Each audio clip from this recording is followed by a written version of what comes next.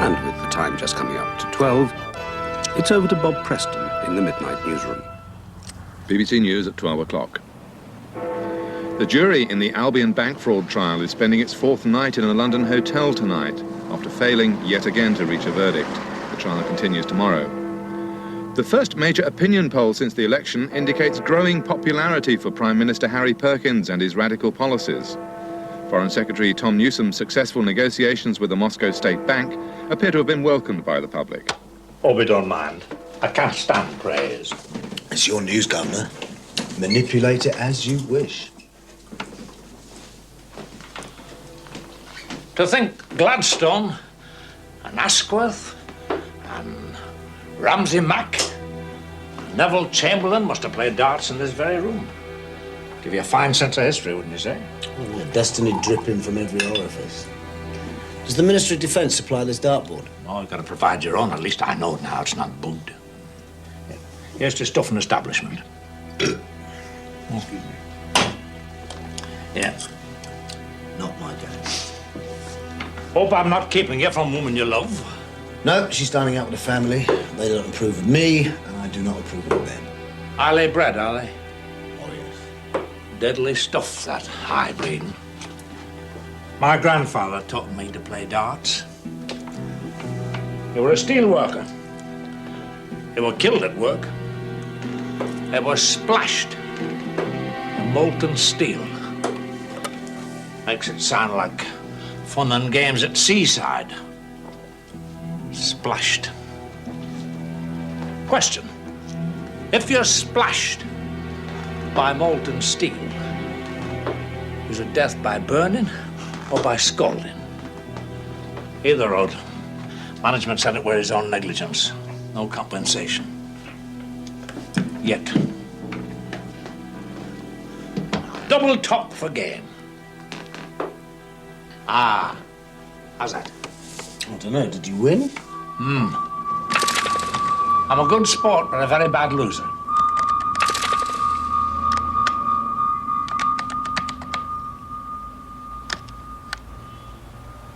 Whichever way you look at it, it remains, if you'll pardon the vulgarism, a bit on the side. With a security risk. Are you sure? Almost. I'm always marginally unhappy with almost. This is your best offer? It's conclusive evidence. Of what? A relationship. Maybe, maybe not. Where's the security risk? We thought you might supply that. Little color and texture? Exactly. I'd rather not make any rash promises. I understand it was the White House that requested a little shedding of blood within the Perkins administration.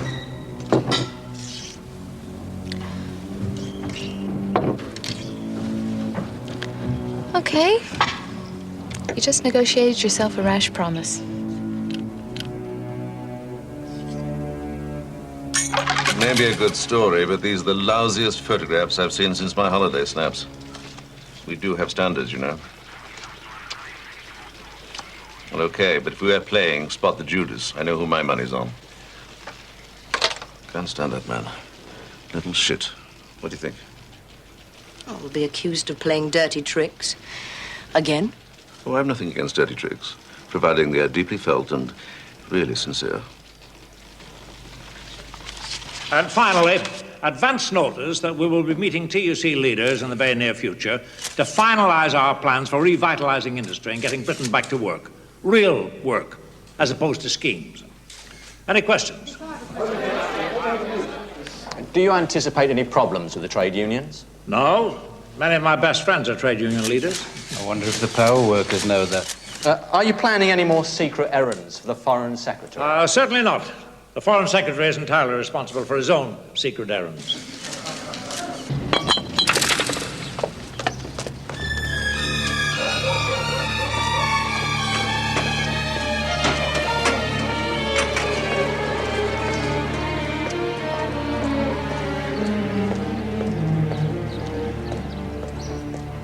Time for you to resume normal living. Oh, thank Christ. Don't tell me you're bored.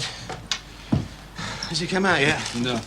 It's been exciting, though. I've seen a milkman, a postman. I even saw a priest. Wow. A cat, several dogs. Several dogs? Yeah. Amazing. Yeah, that's all. So is this. First floor window. Quick. Shut up. Listen, I'm going to get him a nice kiss. That's sweet. Yeah. You're beauty. Go on, touch it.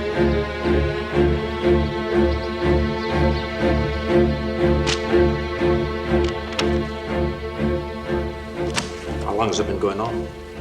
A couple of years. I met Maureen when... I'm not interested. When did it stop? Yesterday. That's why...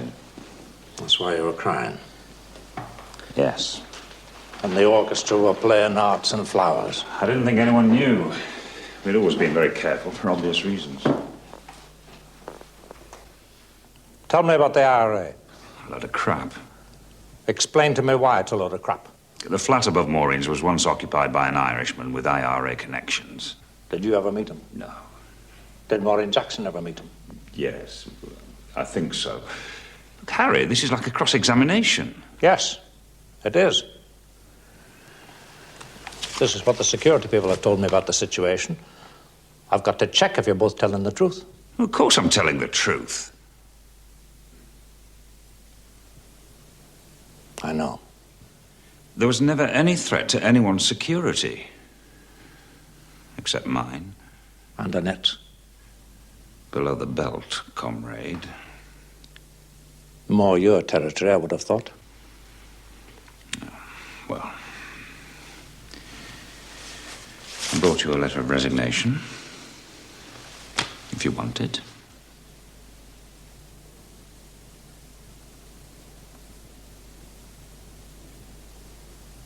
I accept your resignation.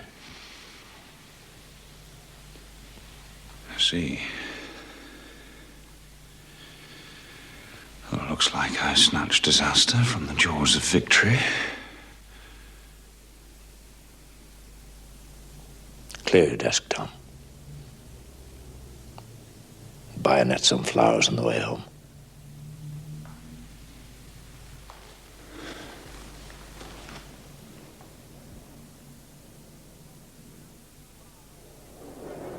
I have to tell the House that the Foreign Secretary has this morning tendered his resignation. Does and the that I have accepted. Prime Minister therefore accept that there was a threat to national security? There was no threat to national security. But Tom Newsom behaved like a damn fool, and I don't want any damn fools in my cabinet. Mrs. Newsom! Mrs. Newsom! Newsom, could you just come out for a second, Mrs. Newsom? Just a few words. We've got about 40 reporters outside the house at the moment. Now, Percy, soon after I was elected, I asked to see the security files of the members of my cabinet, your department's files. There was nothing in Tom Newsom's file to indicate a security risk. I'm aware of that, Prime Minister. Yet within weeks, you had discovered the possibility of an IRA connection. I understand the information came from a source outside our security service. Does that mean an enthusiastic amateur or somebody else's security services? There was a leak to the press.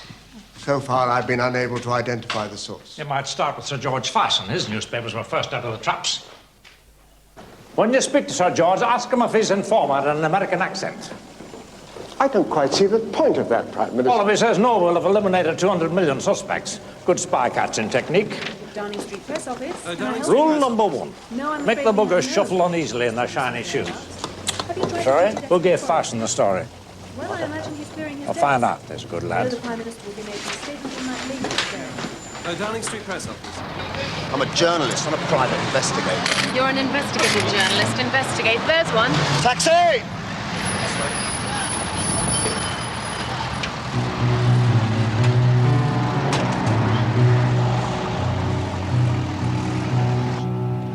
It's very simple. They're out to get Harry. They're out to get everybody. It started with me. What? I was moved to a different department this morning. I no longer have access to classified information. What's happening? Do they know? They know about Tom, didn't they? I thought you were the masters now. I thought this sort of thing couldn't happen anymore. Well, we are, but the trouble is the message hasn't got through to the real masters. Daddy's friends. Well, if you need to know anything about military catering, I'm your woman.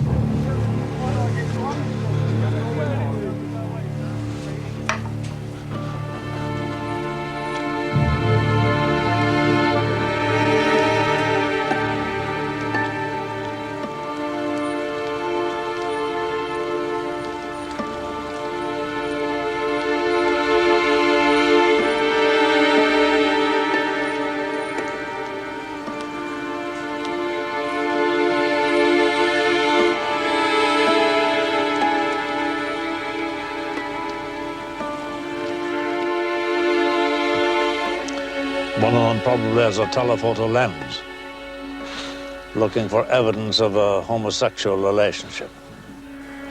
I don't know if this is the right moment, but I wanted to talk to you about that. Darling, I never knew you cared. And what I mean is, if Wapping or Fleet Street come looking for more dirt, is there any more? Well, I can't speak for my colleagues, but my track record is pretty simple. Married at 20, divorced at 31, no kids, no bitterness. Wife cited the labor movement as correspondent. And you were right.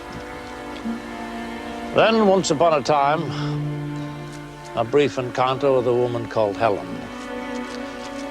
Met her at a conference on economics. Beat that for a romantic setting. And she married someone else. But she sent me a flower. To Downing Street after the election, I remember. So do I. Now I sublimate my sexual urges into change in society, and I have a signed letter from Dr. Freud in Vienna to prove it.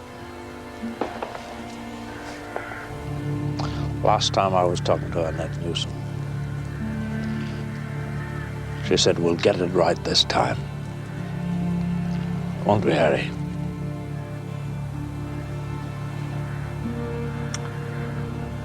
You ought to be moving. It's question time in 40 minutes. It's always bloody question time. The dead, they ask the best questions. And we are answerable.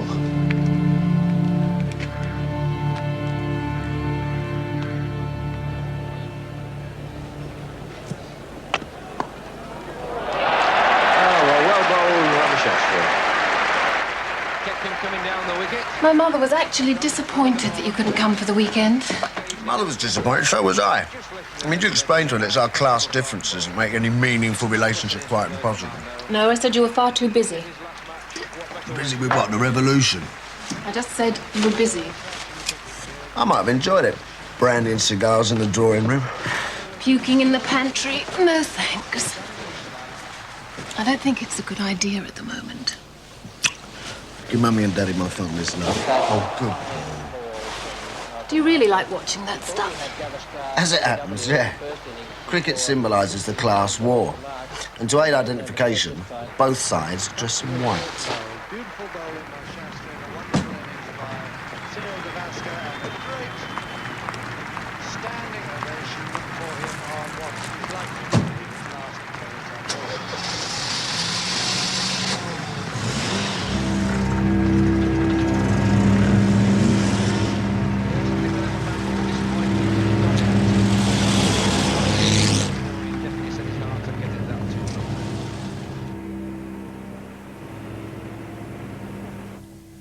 Quite frankly, I give Perkins 2 years at the most. Really? Oh, he strikes me as a very capable fellow. Well, no question about it. That's the danger. Quite. But we have allies within. Within? Within what? Oh, I'm sorry, I'm no politician. You'll have to explain. The cabinet. The unions. Good God, that's rather clever. I suppose you can rely on the military. We rather take that for granted. Elizabeth? Hello. Oh, you remember your Uncle Percy? He's going to look at me and say, haven't you grown? You have, rather. Better keep an eye on Elizabeth. She's knocking around with a red. Really? Anyone I know? Fred Thompson, the Prime Minister's press secretary. Yes, mate. We almost certainly have a file on him. He'll be very disappointed if you don't. And his exact words were, we have allies within the cabinet and the unions. Oh, I'm sure they do. There are no plans for dropping the quota on Japanese imports. And we must reply to that. That's a lie. Couldn't we do something about it? Well, make them print a correction. No, about enemies within. Look, I came to power by exposing crooks in the city. I did that because I had enemies within. It's all part of the game. Sometimes the enemies within have enemies within. I mean, look at that. I wouldn't trust Guardian to guard my Uncle Sid's greenhouse. Don't they read our press releases? Apparently over dinner they were discussing a military takeover if you go too far with your policies. I shall fight them on the beaches. What do you want me to do? Ban all meetings of 2 or more people in case they're plotting against state? I mean, 'tisn't South Africa. These people are the opposition. It's their duty to plot against me. Then I plotted against them. So what do? Forget it? Certainly not. I asked you to keep an eye on the bastards. You're doing fine. Good morning, Mr. Tweed. Are you well? Elizabeth Fane. She's working as a computer programmer at the Ministry of Defence. I was at school with her father. And now she's shacked up with a radical. She's Thompson's girlfriend, Mr. Fiends. It would have been nice to know that before I spent the weekend with them. But she is no longer working in classified areas. She was his mole in the MOD? Yes. We organised a sideways move. Let her take her martyrdom quietly. And, of course, we'll keep her under gentle surveillance. With your permission, sir. Do bear in mind that they are keeping an eye on us. Let us emphasize the gentle.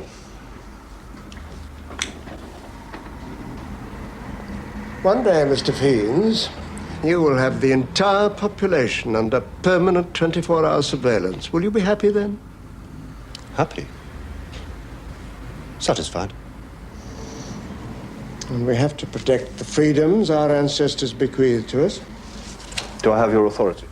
Of course you do. Now,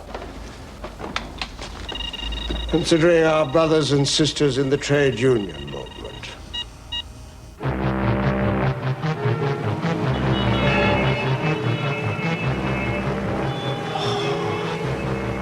This is why I prefer public transport. I never had this trouble on Northern Line. Ring the TUC. Tell them we'll be late. Don't trust those things. Never know who's listening. Do you have Sir Percy's word?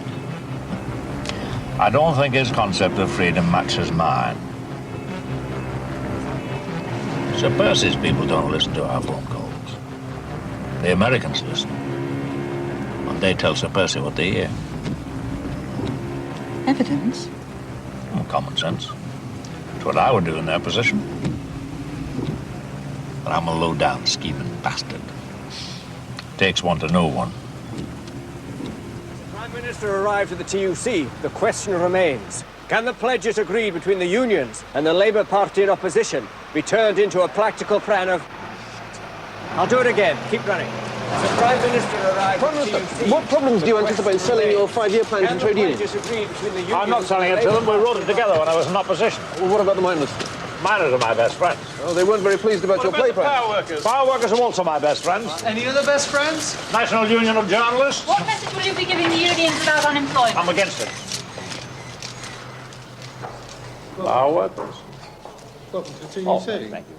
Now, for the newcomers here, the document in front of you embraces prices, pensions, public ownership, workers' control and participation.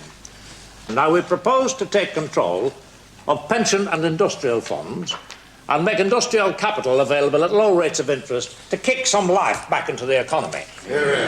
Now, there'll be quotas on the import of manufactured goods, and we will put the blocks on city gents who want to take their millions, which is to say, our millions, out of the country to feed slave labour economies throughout the world. A work to rule. Explain that. I'm not familiar with rules. It means the members of a union do precisely what is laid down in their contracts and nothing else. Punctilious observation of safety codes, no overtime, no maintenance work, no covering for workers off sick. Sounds delightful. Might get myself some rules and work to them once in a while. Here. Thank you. Like this. Pretend it's cricket. Bread and circuses. Well, may I have a show of hands for your approval in principle? Thank you, comrades. That looks like unanimous. Reg Smith, United Power Workers Union, and I did not raise my hand in support of your document. Well, I'm sure you'll do the meeting the courtesy of explaining why. Because my members look at your plans and they see we lose jobs. We lose money. My union loses members. It's not much of a deal from a Labour government. It's an expansion programme, comrade. An expansion programme that closes power stations. An expansion programme that closes nuclear power stations, that builds new conventional power stations, that explores alternative sources of energy. My unions see job losses ahead and they won't be bought off with promises of windmills. Have copies of this document been circulated to your members? We have consulted our membership, and I am giving you notice that we will not be bound by this document in any way whatsoever, now that we've had a chance to read the small print.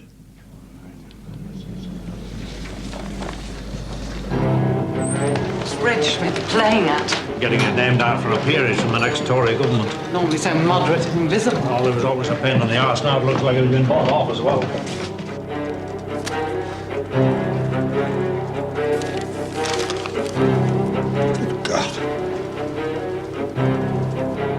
That windmill line, much too smart for Reg Smith.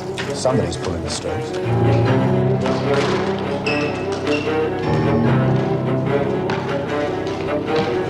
Look, let us be absolutely precise about the situation. One major industrial trade union has refused to sign the agreement. One only. The Energy Secretary is having a series of meetings with that union. And we've every hope that our differences will be resolved. To confirm that Mr. Smith has threatened industrial action if there's no agreement. The exact content of our meetings to date has to remain confidential, as I am sure the honourable gentleman will understand. Mr. City believes in open government, no secrecy. A split in the unions is one thing. Giving support to industrial action, that's something else. What about solidarity in Poland? What did we do then? Wasn't it the gallant workers making their heroic protest against a rigid, totalitarian state? Something along those lines, yes. Oh, I think we could run with that. If the industrial action takes place. My guess is you can rely on it. This is a government that claims to be in touch with the working people of this country. A claim which I and my party disputed during the election campaign, if you recall, Alan. And your union, Mr. Smith, seems incapable of reaching any kind of agreement about the future of your own industry. I never expected to find myself in a television studio agreeing with you and with the former Tory Prime Minister. Somebody nobbled Reg Smith. Has somebody nobbled Reg Smith? You told me you couldn't use a pencil without a book of instructions. I'm old enough to remember 1964 and even old enough to remember 1945. CIA. CIA? Reg Smith? 2 years ago, we were in the States. He did a lecture tour for some weird outfit called the South Carolina Sons of Freedom. CIA, I bet you. As I understand it, Mr. Andrews, your line of relations has always been... Quick drink before you leave, Reg? Oh, thank you. It's very civil. You'll join us, Mr. Andrews? That would be very nice. Jolly little trips to the States, giving lectures nobody wants to hear. That's how they buy you off. That's how they recruit you to the cause. It's all very discreet.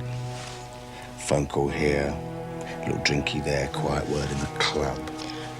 How many quills has the average porcupine?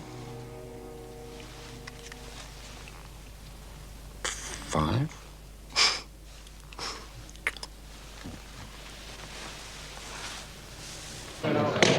Comrade Summers. I have to formally report to you that the talks with the power workers have broken down. Smith won't budge an inch in the nuclear power station. We've improved the allowances, displacement and retraining, we've guaranteed no redundancies, we've thrown in the kitchen sink in the kitchen as well. Well, it does occur to me that Smith has kept the talks going right through the summer until the dark nights are upon us. It's been a deliberate tactic, more or less a filibuster. And the work to rule? Begins at midnight tonight. Discussion? Comment? Question?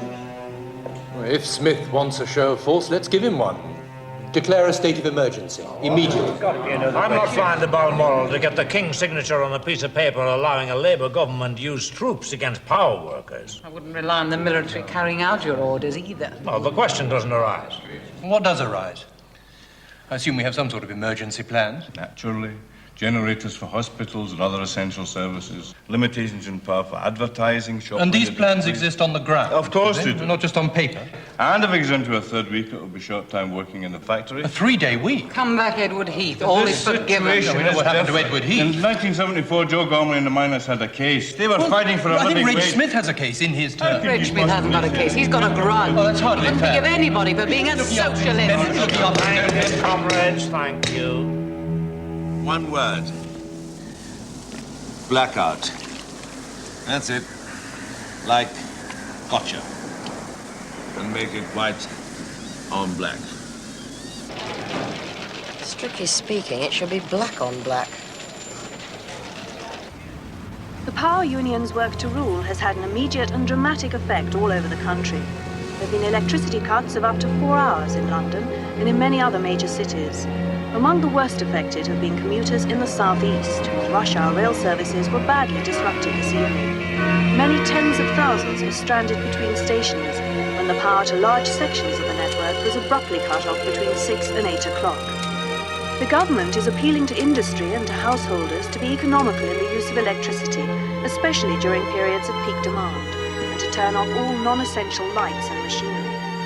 Those intending to travel during peak hours tomorrow are warned that they may face further delays and disruptions, and they're urged to confine their journeys to those which are strictly necessary. A spokesman for the main regional health authorities has expressed concern about the burden which may be placed on hospitals' emergency generators.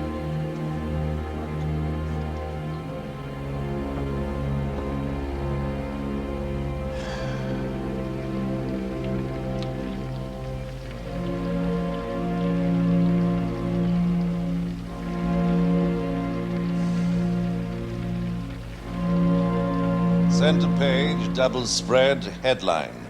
The long, dark night of Harry Perkins. Oh, Perkins' darkest hour, if that's shorter. And write whatever you like. You're the editor. It's a free press. We say so all the time. What's the weather like? Good.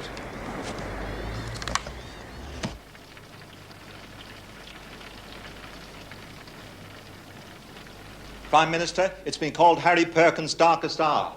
Well, it's certainly a very difficult time for the government. When will you declare a state of emergency? There are no plans to declare a state of emergency. Even though people may soon be dying at hospitals because of power failures? Look, I am not aware of any cases of that kind.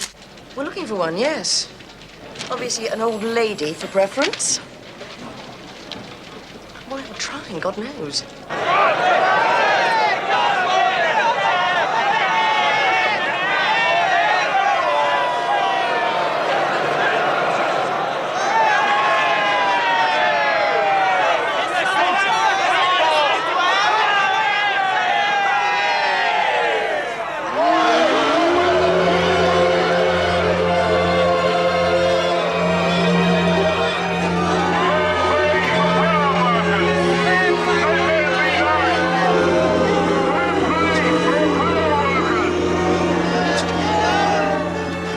You must have seen all this before, Inspector. Yes, sir. Nurses, miners, teachers. I can even remember dockers. Me too. Dockers' whole country to ransom. Those were the days.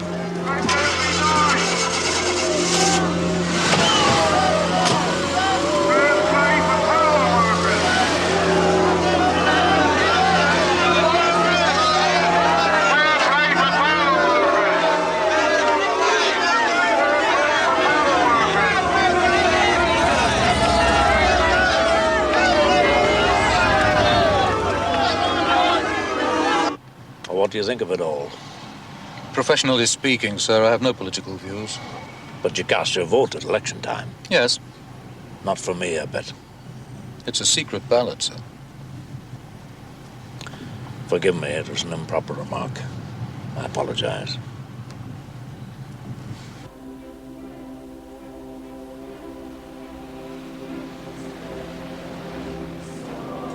And they're down to one television channel, transmitting 3 hours each evening. Does that mean no soap operas? They targeted the soaps and the game shows, took them out first. Well, Harry Perkins himself was blacked out on a prime ministerial interview. 2 giant steps for mankind.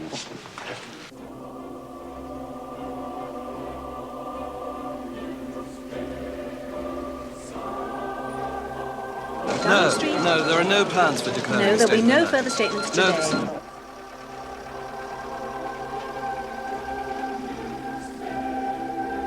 no Press truth office? in that rumour at all. No, that's Where not did you true. hear it? Yes, we have issued a Well, denial. there'll be a Yes, statement via the on pre- it.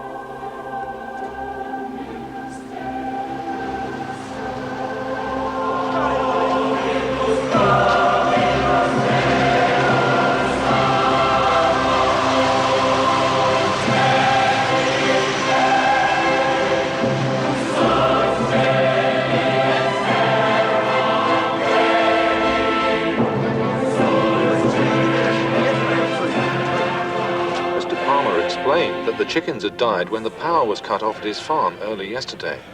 Questioned about a possible health hazard at Downing Street.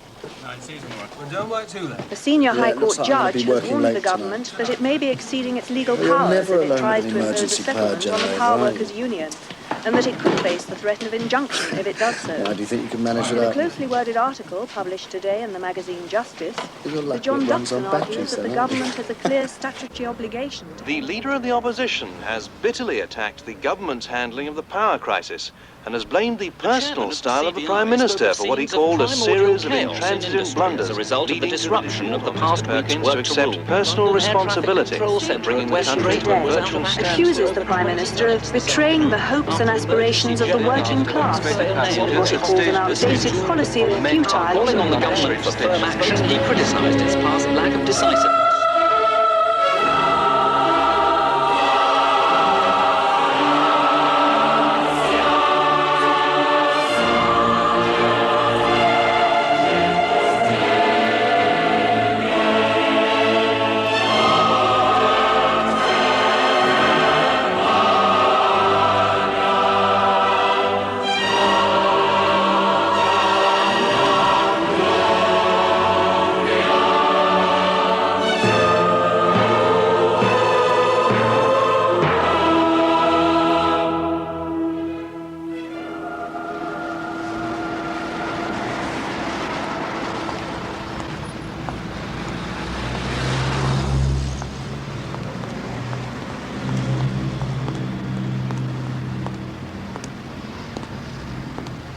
He's working on his boxes.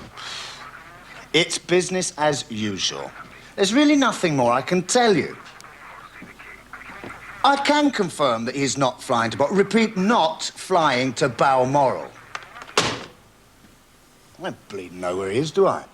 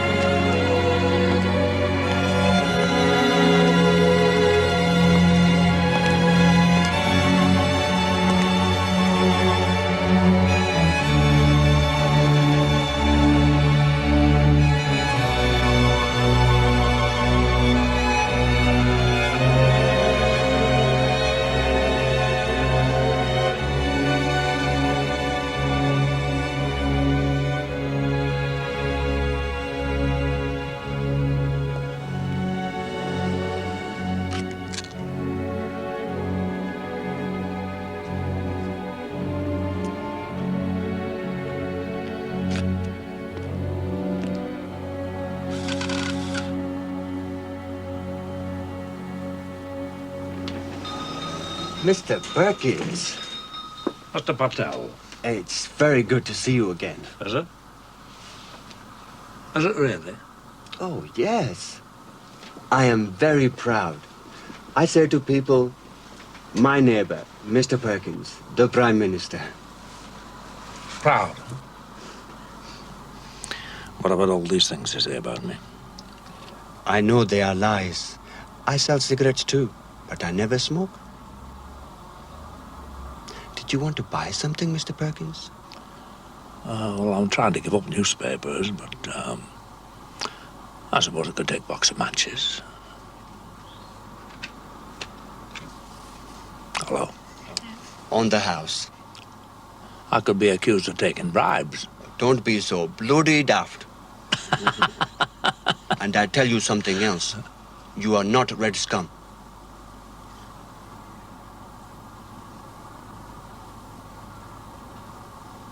Expressed growing concern among health workers about the fate of the elderly and bedridden, who depend on electricity for their heating, and who now face further cuts in supplies as the work to rule enters its third week. Still here?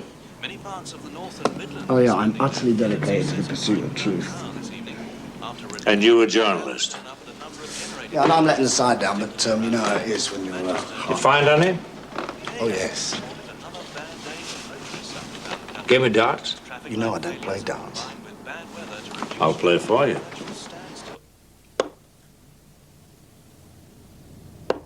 Tell us about the truth, Mr. Thompson. Let's start with what we already know. The power workers' strike is an attempt to stitch you up personally, prove you're out of touch with the people, the usual kind of crap. Well, I think I knew that, lad. No, personally. They're not out to force a general election. You've been in power for 1 year, you've got an overall majority, they ask for an election, you're just going to turn around and say bollocks. So the political objective is to weaken my position, even force me resignation. Huh? Replace me with somebody more docile. Like the head prefect. I mean, it makes sense. He ran against you for the party leadership, he didn't get it, everybody knows he hates your guts. Oh, I mean, Lawrence hates anybody who hasn't got a platinum credit card. Look, do you mind if we stop this? Look, public houses in Sheffield have been burned down because people did things like that. Lawrence Wainwright has been on paid lecture tours to the US.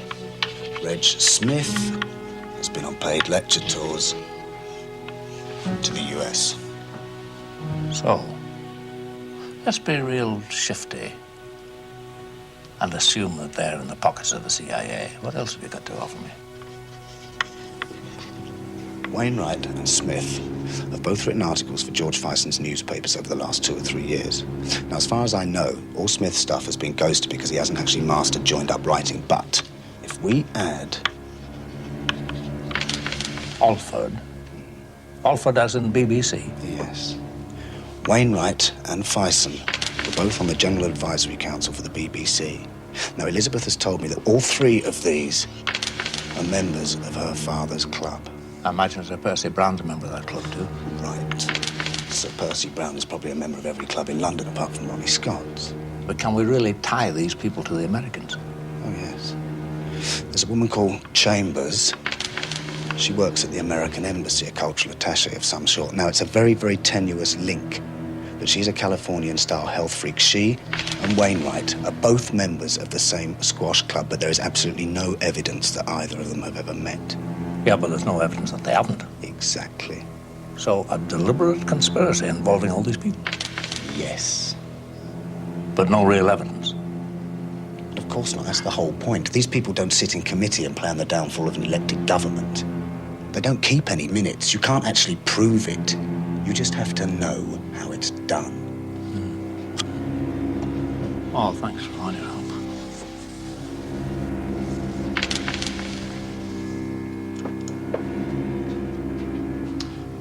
I'm sorry. I did my best.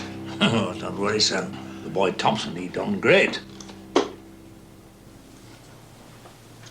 The recommendations from every department for a state of emergency, Prime Minister. The system really is at breaking point. I know what you're saying, Sir James. If that telephone call should come through... Pull me out of the meeting.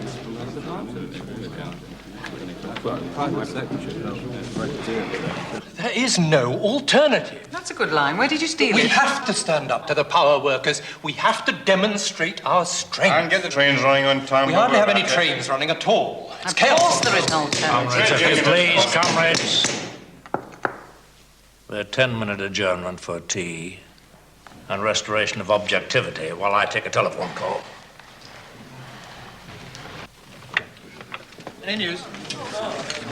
How much longer is he going to be? A couple of minutes, Dave. Come along, give me a Had break. this one today already. Do we get a press conference today or not? Well, I don't know if you actually read the newspapers, Ken, but we are in the middle of a power crisis. Last orders. 2 minutes, please. Lawrence. 5 minutes. In the garden.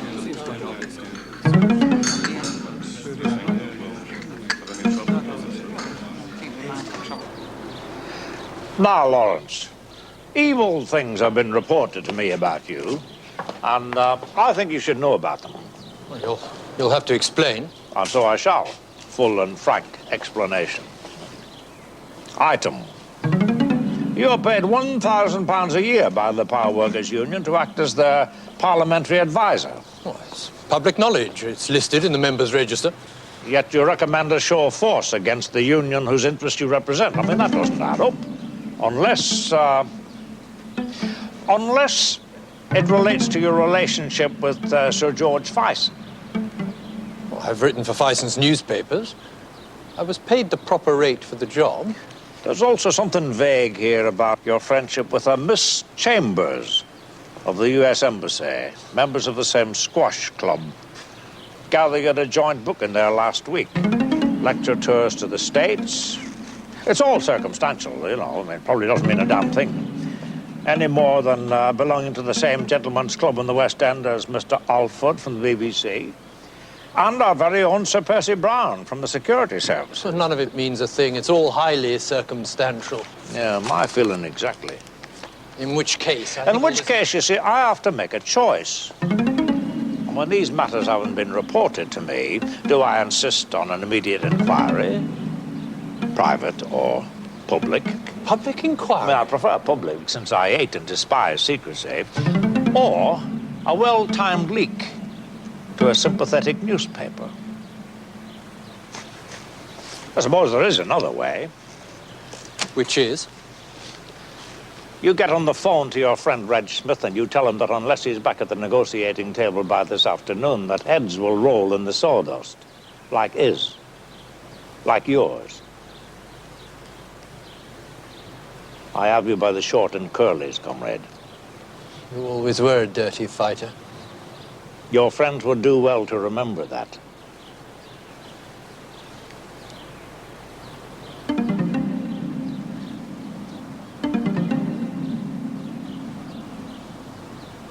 Right.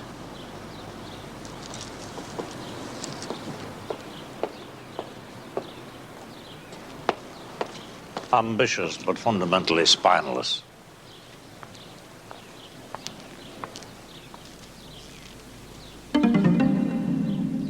Well, as you know, talks resumed yesterday with the Power Workers' Union, And I am very hopeful that normal transmission will be resumed within 24 hours.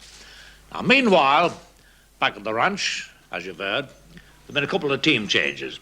Joan Cook is to become Chancellor of the Exchequer, to allow my good friend Lawrence Wainwright to take over at the Northern Ireland office. Are these two events connected, Prime Minister? I'm sorry, which two events? The settling of the power workers dispute and Mr. Wainwright's change of job. Oh, it would take a very devious mind to work out any sort of a connection there. I mean, as you know, I'm just a simple-minded northern lad. Yes. Where is Mr. Wainwright? Northern Ireland.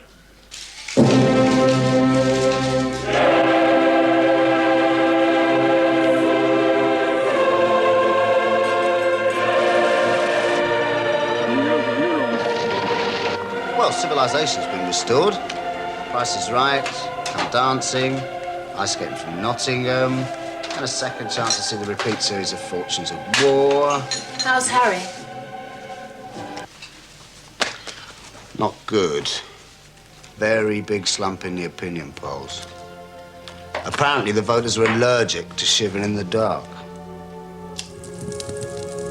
Let's be quite clear, that weren't a victory. We only just nicked a draw before final whistle. You really think the Americans were involved? Showing their muscles as usual. Maybe we should show the Americans our muscles. Put them in the right frame of mind for the main event. I think we've shaken his confidence. We might just have Perkins on the run. I wouldn't say on the run. Possibly a brisk walk.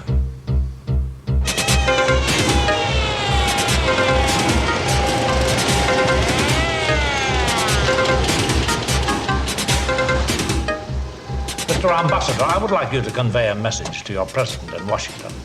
We would like an explanation and apology for the American involvement in the power workers' dispute, as detailed herewith.